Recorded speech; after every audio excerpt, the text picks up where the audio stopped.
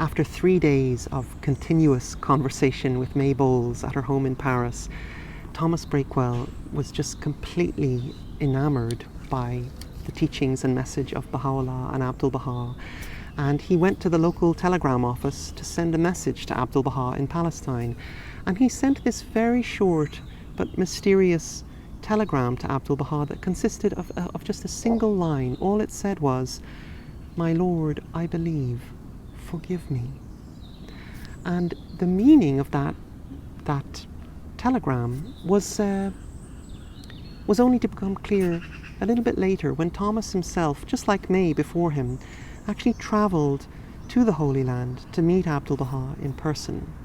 And during his stay there, it turned out that behind that message there was a great pain, a great burden that Thomas had been carrying in his heart for several years.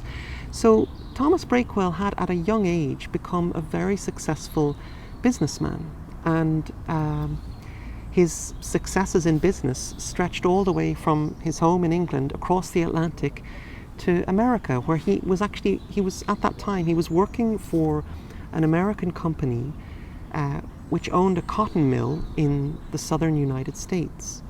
But that cotton mill was run on child labor, and Thomas was so burdened by this, because here he was with a very successful business, he had a very good job, but he knew that this was wrong. And he longed to tell Abdu'l-Bahá about this and ask him what he should do. But he didn't want to bother Abdu'l-Bahá, knowing that Abdu'l-Bahá's, that Abdu'l-Bahá had 100 things to deal with every moment of every day, and Thomas didn't want to bother him. But he was desperate to just unburden his heart with this. And so he stoked up the courage to tell Abdu'l-Bahá about this. And the moment that he said this to Abdu'l-Bahá, it was as if every preoccupation and care and thought that occupied Abdu'l-Bahā's mind throughout the day just vanished. And his entire undivided attention was laser focused on Thomas Breakwell. And he said to him 3 words: "Cable your resignation." And Thomas, he felt this immense unburdening of his heart, and he did exactly that.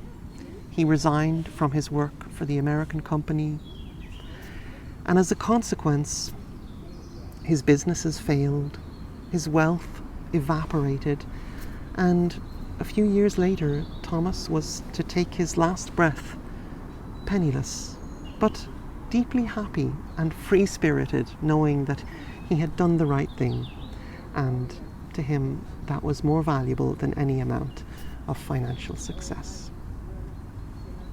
Hi there, I'm doing these short videos throughout 2021 in honor of the centenary of the passing of Abdu'l-Bahá, whose writings are the basis of my new album, Home of Light, which is coming out 1 song at a time throughout the year. All these short stories come from this book, Vignettes from the Life of Abdu'l-Bahá, by Annamarie Honnold, and I hope these little anecdotes give us some glimpses into Abdu'l-Bahā's life during this special year.